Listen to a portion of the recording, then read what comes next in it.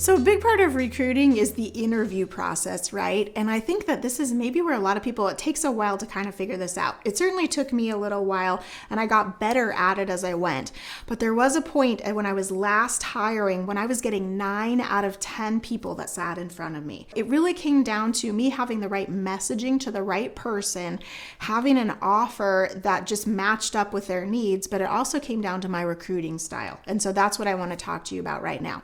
So when an agent would come in, one of the things you need to remember is, especially if they're moving from another brokerage, it may be really confidential and they may be really nervous about who's going to see them in your office if you're interviewing them there. So be sensitive to that, anticipate that, and maybe suggest that you meet somewhere more private if that needs to happen. So just think about that first.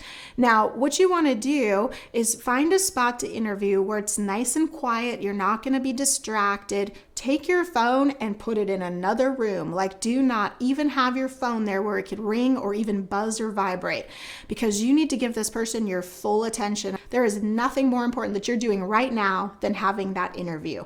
And so that's how you need to treat that person. That doesn't mean that they won't have their phone on sometimes, but hopefully you can get their attention, and it's, it just sets the tone. And especially if these are some of your first interviews, it can really mess up your flow if your phone starts ringing and you're like, and then you got to try to get back to where you were. And it can really just kind of get you out of sync with what you were doing. So just be real careful about that. Now, most people think about an interview and they think that you've got to do this big sales presentation to the agent and convince them to come over. There is a little bit of that, and you will get a process down for that. But the honest truth is that it starts with listening. So I always start my interviews with just a blank piece of paper and a pen. And then I will sit there and I will just ask the agent questions. And so you get better at those over time. But think about some questions that you could ask an agent before you sit down to interview them.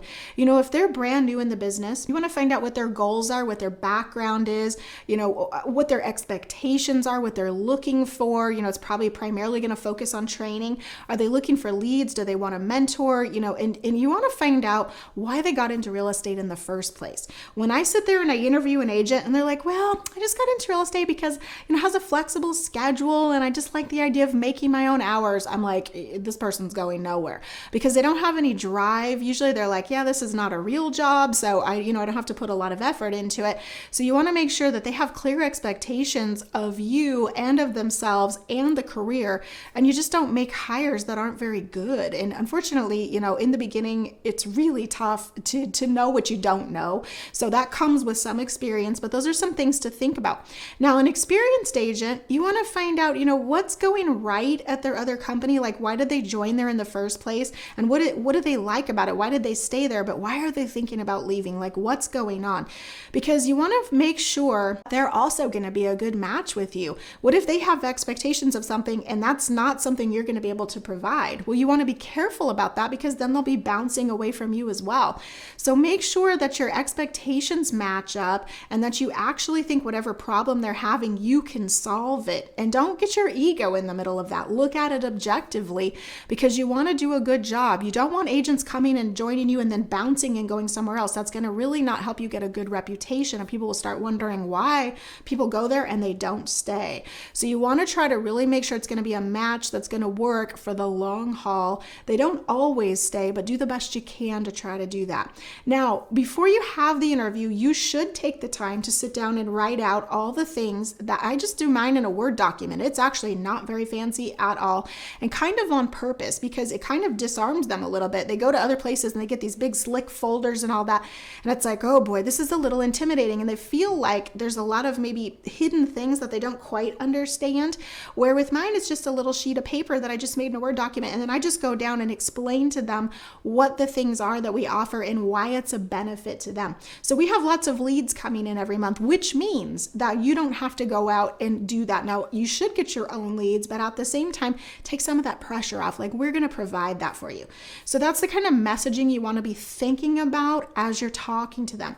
But it starts off with just sitting there and asking them questions and really trying to figure out who they are, if you think they're a good fit, if they're going to match with your culture and what their expectations are. Then they literally will tell you what they want. They'll say, well, training is important to me. Getting more leads is important to me. So as you're going down your list, once you get done with all your questions and stuff, pull out your little list. And by the way, keep that off to the side. Do not put it right there, because the minute they come in, if they see that, they're just going to hone in on it and you're going to get all out of flow. You have to control the situation. So pull out your little list, and as you go down it, if they said training was important, hone in on the training and really tell them how great your training is. If they said they needed leads, tell them what type of leads and how they're so great, and if you have stories of other agents who've converted those into sales. So that's really how you do your interview. And then at the end, you don't have to do a big pitch to them. Just ask them what they thought of everything and ask them if they have any questions, and you'll get a sense of whether they liked it or don't like it. They're not always going to make a decision right then and there. Often they have to take the little paper home and they've got to go and talk to a spouse or a friend. They've got to think about it. That's okay. Let them do that. Don't try to hard sell somebody.